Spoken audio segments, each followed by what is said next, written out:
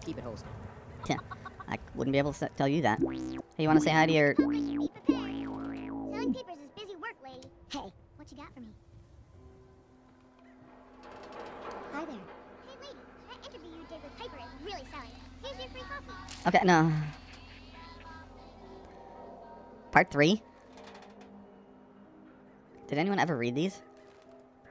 View from the Vault, Part 1 by Piper Wright. Her last name's Wright? Well, if Love and Her is right, I can never be wrong.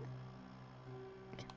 Whenever I take a walk through Diamond City, there are so many things people tell me to be grateful for. Purified water, working lights, electricity, security. True, what we have would be unthinkable even a few decades ago, but it's easy to forget that even after all the progress we have made, we are still living in the shadow of the world that was. A world before the threat of radiation, before the super mutant and the feral ghoul and the synth. So as fortune often has it, I cross paths with Tara Dikoff. a vault dweller, a person who is experiencing the Commonwealth for the first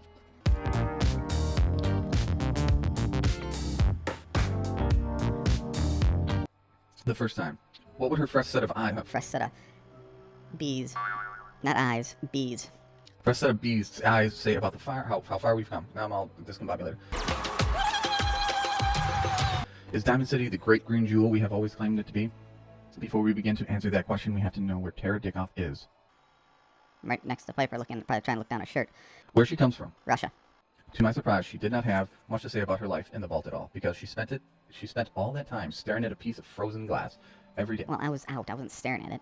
For over 2 centuries. That's right, Tara Dikoff isn't just a vault dweller. She's an original vault dweller. She spent her entire time in the inside Cryogenically did it.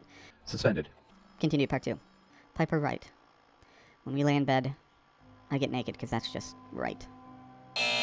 So what does Tara Duck... I got the Rona.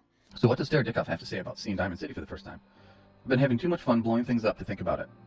It's important to note that Tara Dikoff was not actually blowing things up at the time, and that perhaps she was referencing the violence that is all too common when you're traveling outside the wall to the more dangerous parts of the Commonwealth. How curious, though, that her first reaction to the horrors and tragedies out there would be humor.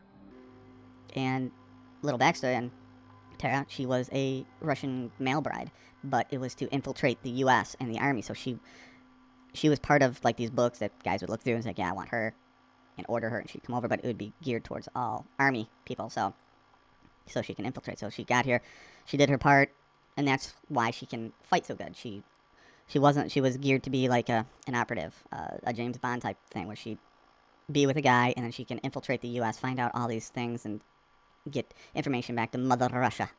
And that's her backstory. And I wanted something to make sense. Like, this housewife all of a sudden can shoot a sniper rifle 200 feet and hit someone square in the eyes. Like, really? Well, that's how. She was actually trained to do this.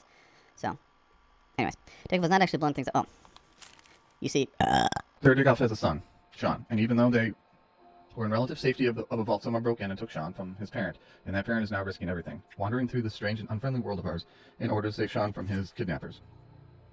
We all know the rumors and whispers that surround every missing person in Diamond City, the guilty looks we pass to mourning family members as we thank the wall that this time it wasn't us.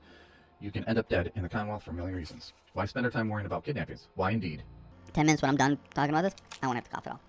It's easy for us to be cynical about the missing. We have spent so long knowing the Institute is out there, but knowing so little about them. They are not the only ones responsible for kidnapping, but the fact that they sometimes are, and the fact that we have been so powerless to stop them when they do, causes us to treat all victims of kidnappings as if they are lost cause. Oops. But the people left behind, those loved ones, friends and neighbors who may never see the faces of those taken from them again, they do not have the luxury of being able to just look away. They have to carry that loss with them, even if everyone else tells them to move on and forget. I asked Tara Dikoff to make a statement to Diamond City, to give us an outsider's perspective on what it means to lose a loved one and how she feels. Maybe in a way, it's how we all should feel. Maybe we've forgotten what the right human response to these tragedies are. No matter how much you want to give up, don't, she says. You have to have hope that you'll see them again, or at least that you'll know the truth.